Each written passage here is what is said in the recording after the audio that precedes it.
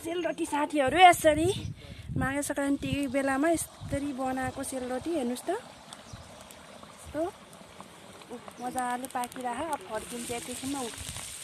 देख्नुभयो?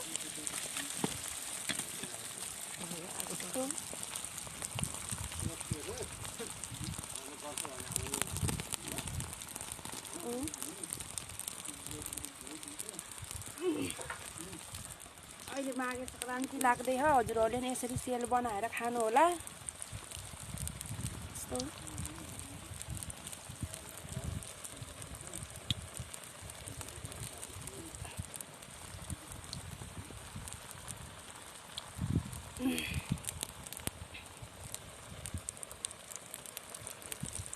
यस्तो हेर्नुस् काँडेदार ठ्याक्क।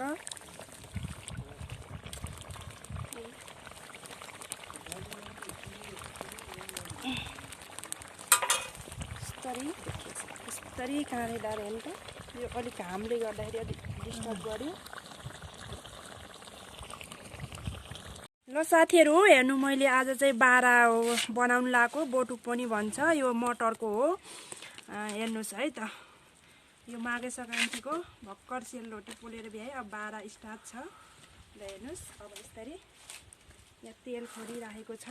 अब यसलाई यस्तो गराउनु।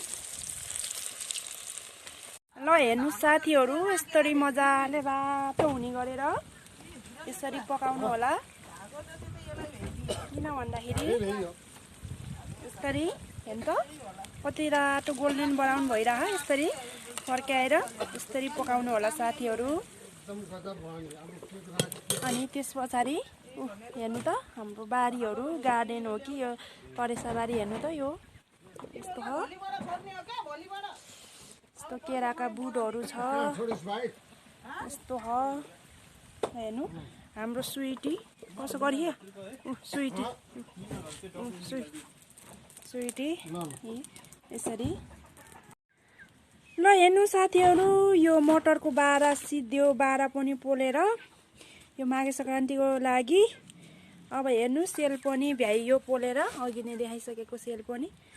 यो सेल र यो बारा हो अहिलेको हाम्रो माघे संक्रान्तिको खानेकुरा भनेको। तरुल उसान्नै छ। त्यो भोलि उसान्ने पहिलो दिन हामीले यसरी रोटीहरु पोल्यौं साथीहरु।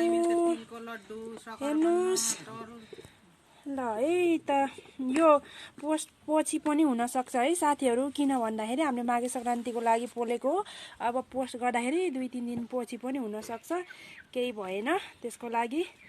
अहिलेसम्म मेरो च्यानल हेरिदिनु भएकोमा हजुरहरूलाई धेरै धेरै धन्यवाद। मन पर्छ भने लाइक, कमेन्ट एन्ड सब्स्क्राइब गर्न नभुल्नु होला।